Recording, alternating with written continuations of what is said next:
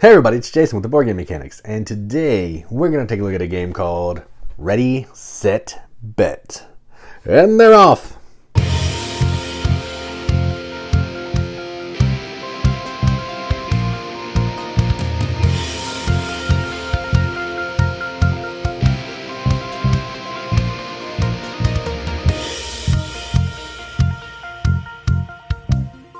Ready, Set, Bet is a game designed by John D. Clare, published by AEG, plays 2 to 9, I think 2 to 9, right? 2 to 9 players in about 60 minutes or less. It's pretty quick because it's a real-time betting game. So what you're doing in this game is you are betting on some horses. These little guys right here. And you are trying to win as much money as you can over the course of 4 races. And this can be done in 2 ways. You can have somebody rolling the dice to move the horse, or you can use an app. I'm going to show you what it looks like using the horses, because the app, I only have it on my phone and I use my phone to record. So I'm just going to show you what a player playing as the house looks like and how that runs the game. So let's go down to the table, check it out. All right, so here's a game of Ready, Set, Bet, all set up for 5 players. Now I'm not going to do a normal playthrough of this because it's like a real-time racing game, and you can actually use an app, which I'm not going to show you that because I use my phone to record and I had to have my phone for the app.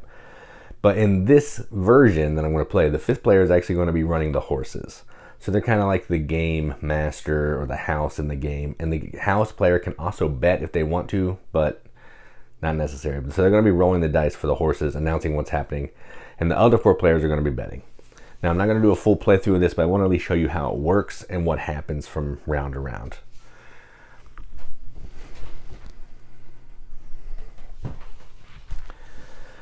All right, so the way this game works is there is a series of 4 races. And each race, the players have some betting tokens that they're going to be betting on horses. A 2, 2 3s, a 4, and a 5. Each player has the same stuff. As the game goes on, that could change. There will be white tokens that are associated with some cards. There are black tokens that are associated with some cards that we'll start getting in race 2 through 4. But as of right now, we just have these. And then the way the game works is either the app is going to start moving horses or the player playing the horses is going to roll. Okay, so let's just say, I roll. And it would go a lot faster than this, but I'm going to walk you through it. I roll a 9. The 9 horse moves 1. Okay, so now the players have information on how they want to go. I'd roll again. We get an 8. So now the 8 horse would move. If the horse moves twice in a row, it would get a bonus. The blue horses get +3, the orange horses get +2, the red horses get +1, and black, since it's a 7, gets no additional information. So 6, we roll again, 8. While this is going on, players are then going to be placing their tokens out on the board to bet. And it's really simple. All these on the board here are going to represent the horses that they are. So, 7 rows here. You're going to take your token, and based on what you think is going to happen, so say somebody thinks 8 is going to be winning, they'll go to 8 and they'll put it there. Now, what this means is if 8 wins, first place, they would take this number times that number. So they would get $15, $15,000. I don't know what the denomination is, but 15 money. Now, if they don't get first place, they would not get anything, but they're not going to suffer a penalty. If they went here, could say maybe 4, purple went here, and 8 does not get first place, they have to pay the red penalty on this space. So that gray would have to pay $1. You earn your money first, then you pay penalties, okay? So say we got those couple bets there. We have 9 moving. We have 6 moving. So this player wants to jump in and say they're going to bet on 9 to win. They're going to put their big dog right here.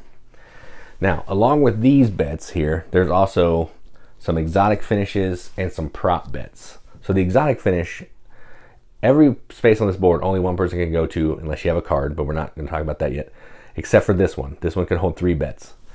And what's going to happen here is all horses move 6 or more spaces. If that happens by the time someone hits the finish line and you bet on it, you're going to take your bet times 6. Okay? So as the races goes on, there's going to be more of these. And prop bets are going to look just like this. There's 5 of them each round. And you're going to want this horse, which is 9, to be greater than that one. If that happens, you get that. If you bet on this and you fail, you lose money. So that's all these are, is just one horse or a group of horses needs to be in front of certain other horses. Okay, so we roll again. We got a 9. Not sure if that's the second one, so I'll bump it up 2 because again I was talking. 7's finally on the board. 9. And now that's how it's going to keep going. People are going to keep bidding and doing all that. Now, you can bid up until 3 horses cross the red line. So say it was, let's just do some movement here to get a sample. And say this one was here, this one was here, and then 7 was right there. All right. Once that would happen, once 3 horses would be across the red line, no one can bet anymore. There is a card in the VIP deck that lets you do that, but I usually take that out in each game because it gets a little, you know, there could be one player that does no betting until all 3 horses cross the red line, and then they're pretty much guaranteed to win some money. I don't know, I don't really love that. But anyway, there is a card in there. We'll talk more about that. Then once a horse finishes, so say this horse comes out of nowhere and finishes, then you're going to mark the placing. And I'm going to just make it a little more interesting here. So let's do this, okay? So say this is how the race ends. So 9 would get first place. They'll pay out for win, place, and show. First, second or first, third, second, first, okay? So they'll play all that. If you bet on them to get third and they get first, that's better than your bet. 7 is going to get a second place.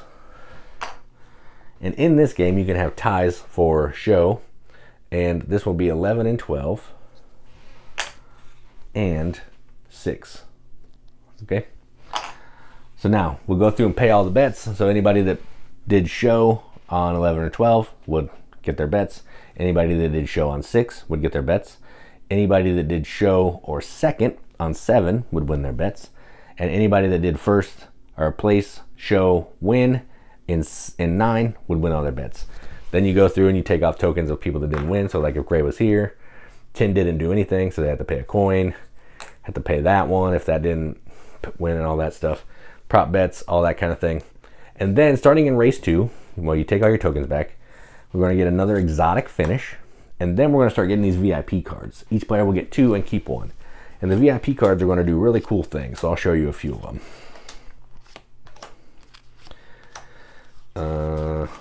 Here's most of the style here.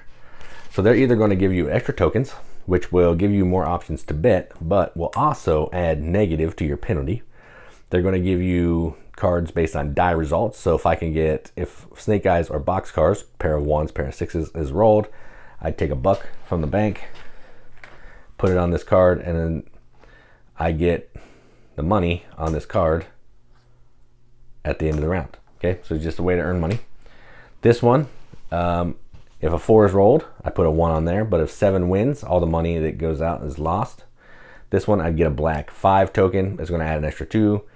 This one, as long as 5 or 6 gets first, second, or third, I'd get some extra money without having to even bet on them. And then this one, based on when you get the cards, so either the second race, third race, or fourth race, which means first card is second race, second card's third race, third card's fourth race, you're going to get just a certain amount of free money, and that's it. Then after 4 races of doing what we did here, either with someone rolling the dice or the app providing the racing simulation for you, whoever has the most money is the winner. And that's it. That's as easy as it is. And that is how you play Ready, Set, Bet. Let's go up the top. See what you think about it. All right, well, that was Ready, Set, Bet. So let's talk about the components. There's not really a ton of components. There's some dice. Dice are fine. These horses are cool, but again, you don't even need them if you're using the app, but the horses have the number, their color and a number on them. And then everything else is cardboard. Cardboard chits, some cards with minimal art, but they're nice quality cards, and the board. That's it. So the components are, I mean, fine for what you're doing. You're just betting, trying to earn money. I would have liked to have like some gold, like thick metal coins or something, but not a big deal. Components are fine. Rulebook is great. I had no problems learning the game from the rulebook, so there is that. So yeah, components, rulebook, great. This is a really simple game to play and learn. Everybody's like understands the concept of betting on anything, and all you need to really know kind of is math. If I put a 3 on a 5 times section and I get that bet, I'm going to take my 3 times 5, so 15. You just need to understand what when play show is, so first, second, third. But if you get show and your horse wins, you still, make that money, all that kind of stuff.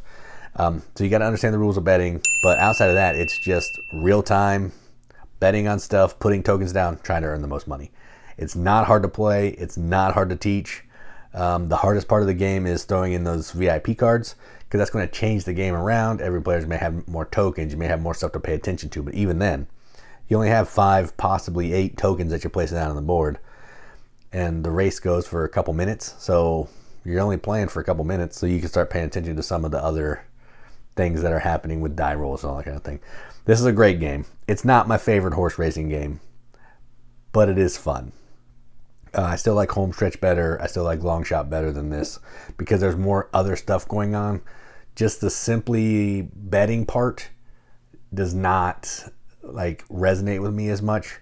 So if I can have some rolling some dice, or I can, rolling right where I'm trying to also collect different types of things, that resonates a little bit more to me. But this is still a fun game. It's fast, it's easy to teach, and you can play with a large group of people, which is awesome. So I'm going to give this a BGG Accept the Seal. This is going to get a 7 out of 10 on BGG, which is a 3.5 out of 5 wrenches on our arbitrary wrench scale. That means absolutely nothing, but what if you give the games that we enjoy? And that's what we're going to do. So that is Ready, Set, Bet from AEG. I'm Jason with the Boardgame Mechanics, and as always, keep gaming.